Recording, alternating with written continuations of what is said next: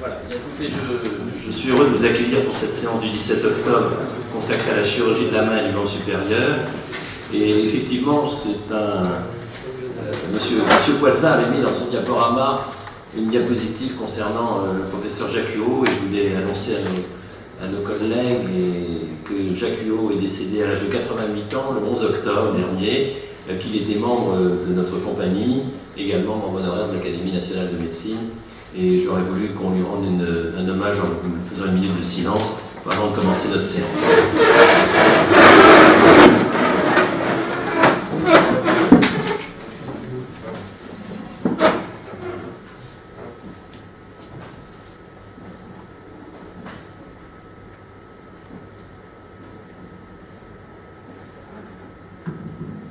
Merci.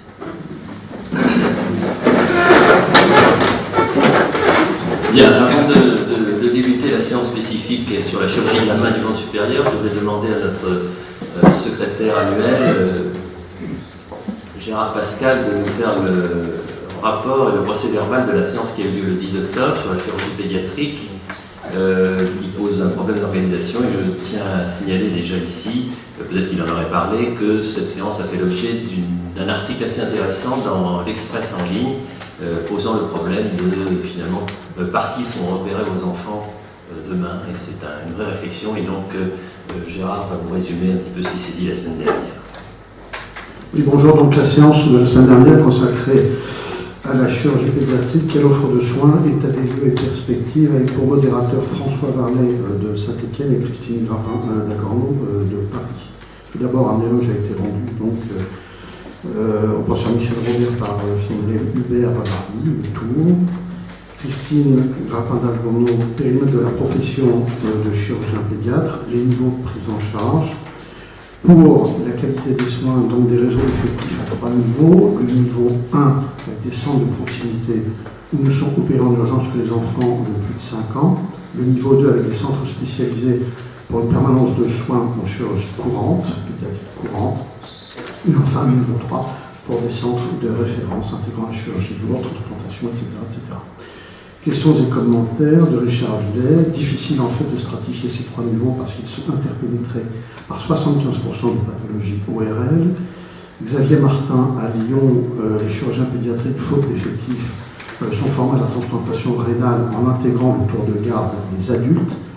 Philippe Montupet, on parle de SROS en 2018 alors qu'ils ont été créés en 2002, et un peu dans le même ordre d'idée, Denis Perrin. Il est désolant que ces débats soient encore d'actualité 2 siècles après la construction de l'hôpital des enfants malades, puisque c'était en 1802. Jean-Philippe Cahuzac, pourquoi et comment fonder un réseau de chirurgie pédiatrique? Il nous fait part de son expérience en Midi-Pyrénées. L'Agence régionale de santé a joué un rôle essentiel pour créer, évaluer des réseaux labellisés. Il y en a eu 23 qui ont été créés en Midi-Pyrénées. Et bien entendu, pour ce faire, l'équilibre public-privé est essentiel. Hubert Joannet, comment en chirurgie bariatrique, les tutelles sont intéressées, mais comme souvent, elles ne s'impliquent pas dans le processus de labellisation. Tout dépend en fait de bonne volonté individuelle. Christine Grappin d'Agorneau, la notion de label est cependant importante pour le grand public. Richard Villet, oui, mais le bouche à oreille compte, ça marche mieux quelquefois que les lois, avec une réponse de Christine Grappin. Certes, les sanctions viendront certainement des assureurs.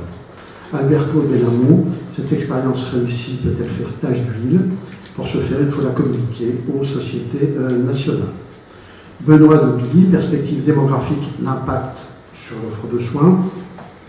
En tout, 524 chirurgiens pédiatriques spécialisés en France, soit 3,2 pour 100 000 habitants de moins de 20 ans. Comment faire face à cette pénurie? Un certain nombre de solutions sont avancées, des postes partagés. Là encore, le partenariat public-privé et surtout l'augmentation du nombre de DES.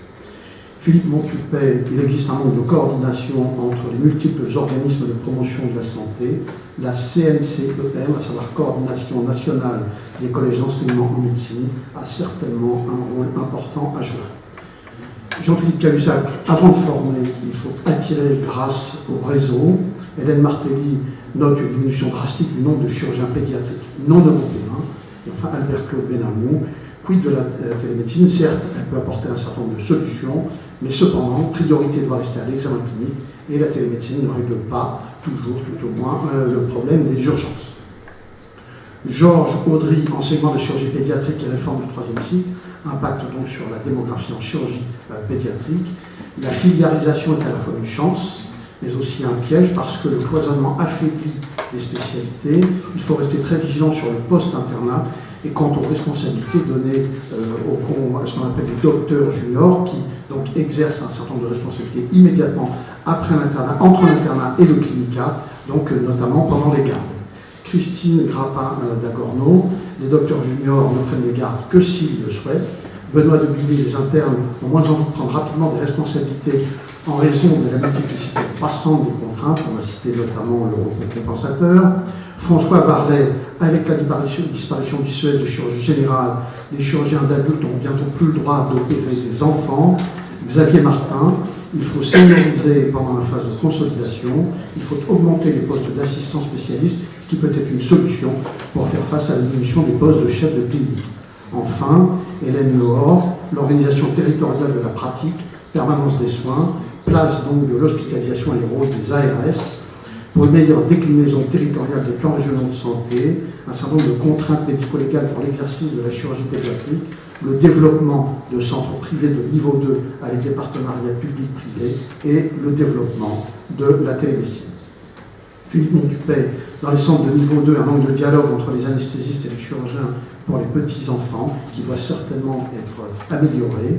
Christine Grappin d'Agorno, les anesthésistes sont obligés de faire 3 mois de stage en chirurgie pédiatrique, c'est une forme de réponse. Et enfin, François Varlet, la relation avec les ARS est parfois trop personne dépendante. Je vous remercie. Merci Gérard Pascal. Est-ce qu'il y a des questions particulières sur ce procès verbal ou des réflexions? Comme je vous le disais, cette séance a donc été suivie d'une communication dans la grande presse posant le problème de l'organisation de la chirurgie pédiatrique. On va en parler. Je vous poserai cette question. La chirurgie du tout petit de la main, elle n'est pas du tout du domaine des orthopédistes, c'est vrai, je pense que voilà. C'est pas le sujet du jour. Écoute, merci beaucoup Gérard Pascal.